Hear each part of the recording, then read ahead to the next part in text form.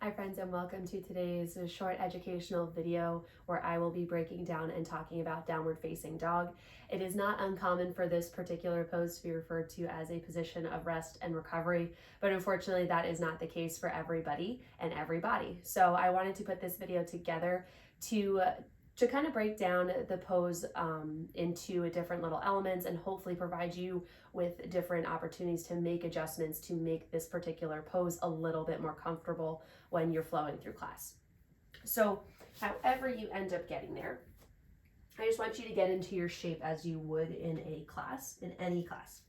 And just take note of where you feel either the most energy, so whether you feel like you're relying on your arms, your legs, if you feel like you're super rounded, or just feels like a struggle to get into from the very beginning. Just take note of how you feel getting upside down, getting into this particular position.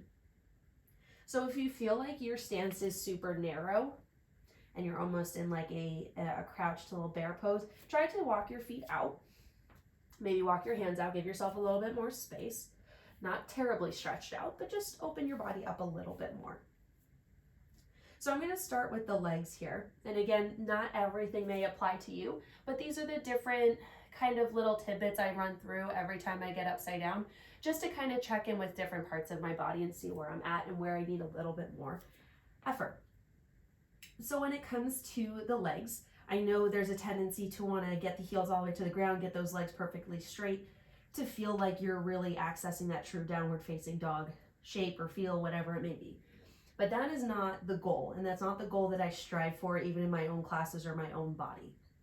What I want is to create that energy through the entirety of the legs.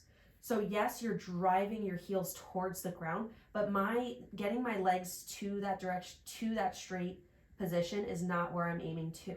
Because when you get those legs completely straight, at least for me, I don't have the length in my body, in the back sides of my legs, to really keep that lift of my hips towards the sky.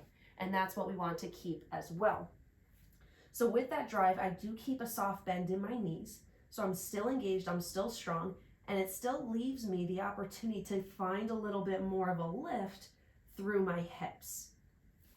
And so with that lift, I'm able to create a little bit more length through the backs of my legs. I'm able to stay engaged, but I'm also able to keep a little bit more length and space within my spine.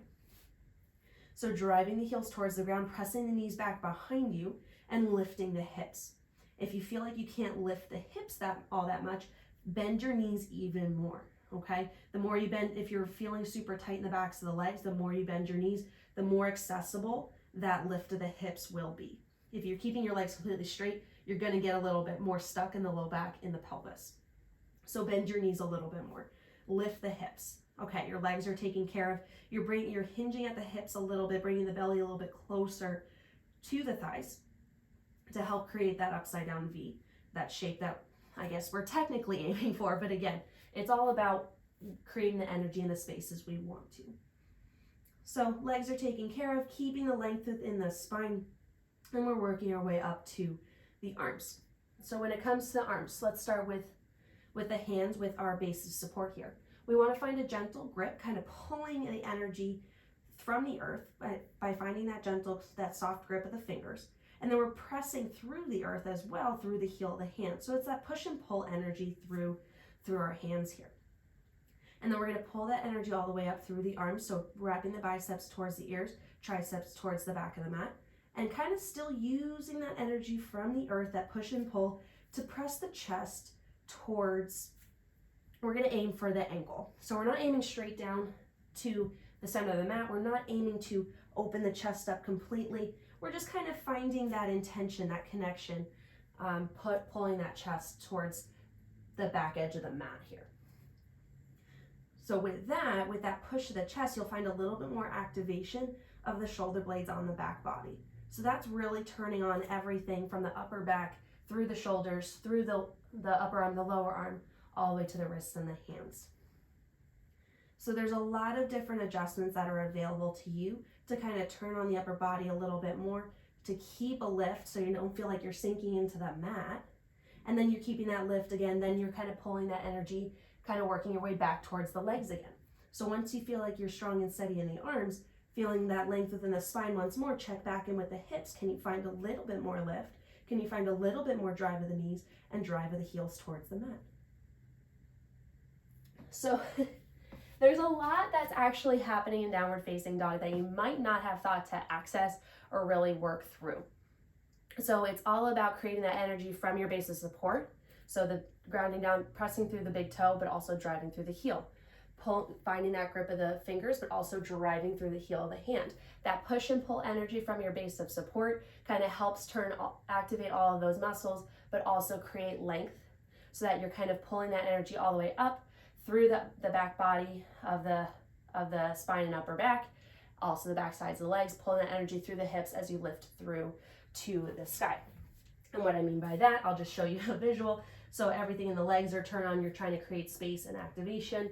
Same thing with the arms, and that energy from the front, from the back, kind of meets together at the hips as you lift the sit bones towards the sky, flick that tailbone high back behind you, okay? So I kind of think of it that way, kind of like as a teepee, the base of the teepee kind of coming together through the top and kind of pulling it up all towards the center of your mat, kind of working your way from end to end, meeting at the middle.